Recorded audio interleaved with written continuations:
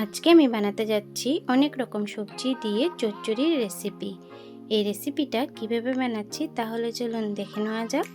এই রেসিপিটা হয়তো অনেকেরই খেয়েছেন, কিন্তু এই রেসিপিটা আমার খুব ভালো লাগে, তার জন্যই আপনাদের সাথে শেয়ার করলাম। নিয়ে নিলাম এখানে পোস্ত, শস্য, কাঁচা লঙ্কা আর রসুন। তারপর এর মধ্যে দিয়ে দিলাম সামান্য একটু গরম জল, দিয়ে 8 ঘন্টার মতো ভিজিয়ে রাখবো।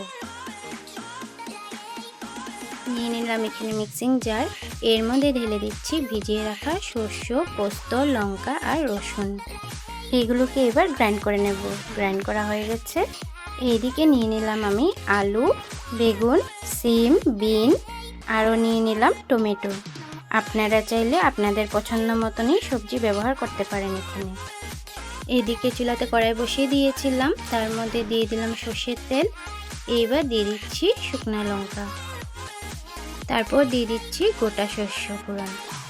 এবার দিয়ে দিচ্ছি এর মধ্যে কেটে রাখা আলুগুলোকে একটু লাল লাল করে ভেজে নেব।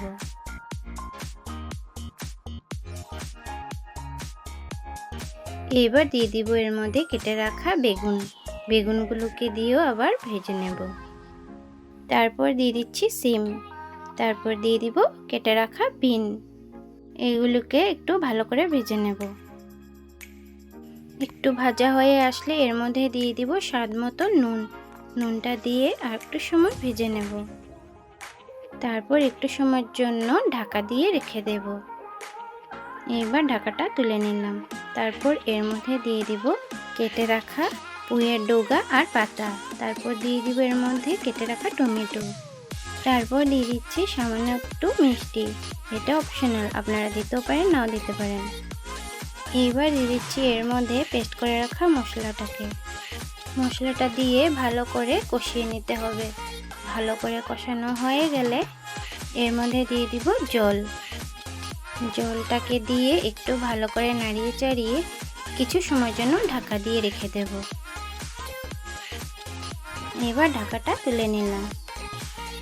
একটু নাড়িয়ে চাড়িয়ে এর মধ্যে দিয়ে দিব সর্ষের তেলটা দিয়ে আর একটু নাড়িয়ে নেব।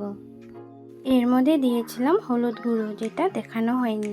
তারপর এর মধ্যে দিয়ে দিব কেটে রাখা ধনেপাতাটা দিয়ে একটু নাড়িয়ে চাড়িয়ে নামিয়ে নিলে রেডি চচ্চড়ি।